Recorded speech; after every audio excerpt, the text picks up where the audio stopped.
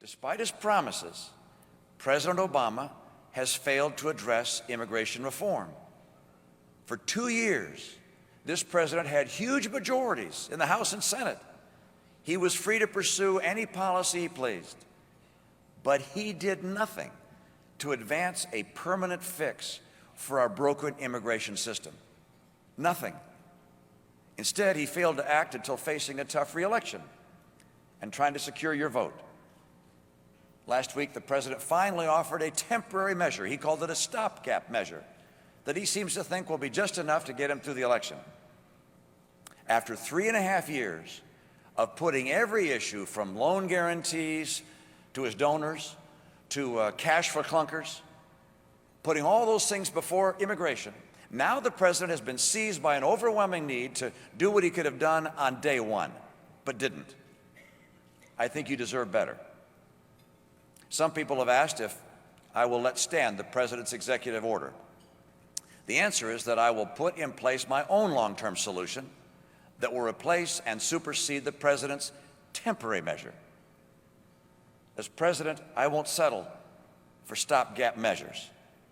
I'll work with Republicans and Democrats to build a long-term solution. And I'll prioritize measures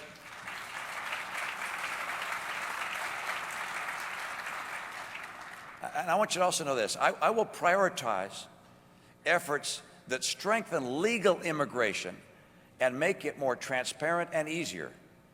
And I'm going to address the problem of illegal immigration in a civil and resolute manner. We may not always agree, but when I make a promise to you, I will keep it.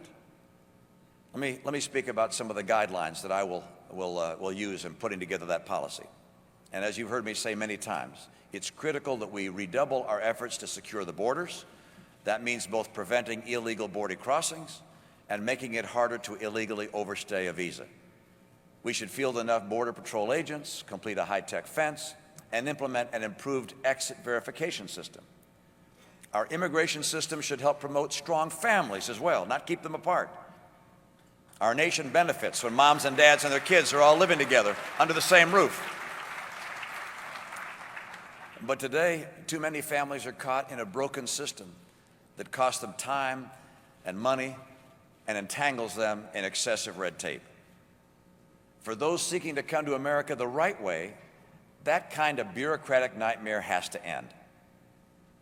And we could do this with just a few common sense reforms. As president, I'd reallocate green cards to those seeking to keep their families under one roof.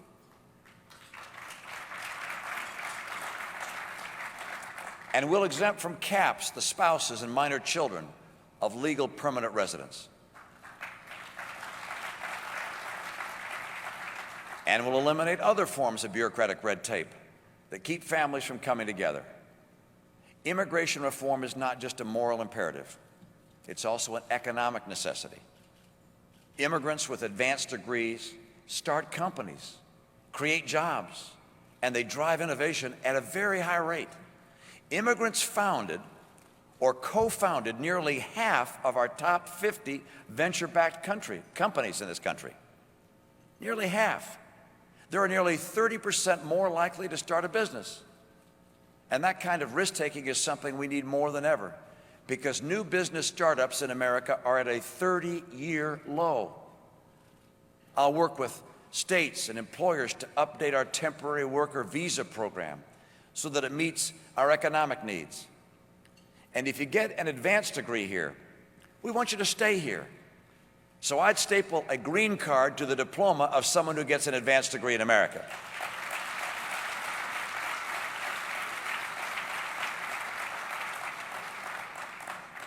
We want the best and brightest to enrich the nation through the jobs and technologies they're going to create. Now, we also have a strong tradition in this country of honoring immigrants who join our military and put their lives on the line to keep the country safe. Since September 11th of 2001, the United States has naturalized almost 75,000 members of the armed forces.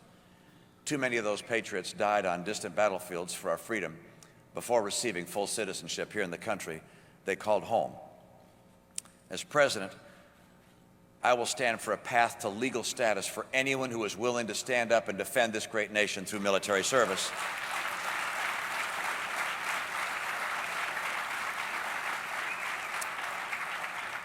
Those who've risked their lives in defense of America have earned the right to make their life in America. But improving access to legal immigration is only one part of the equation. We must also make legal immigration more attractive than illegal immigration, so that people are rewarded for waiting patiently in line. That's why my administration will establish a strong employment verification system so that every business can know with confidence that the people it hires are legally eligible for employment. We could find common ground here, and we've got to. We owe it to ourselves as Americans to ensure that our country remains the land of opportunity, both for those who were born here and for those who share our values, respect our laws, and want to come to our shores.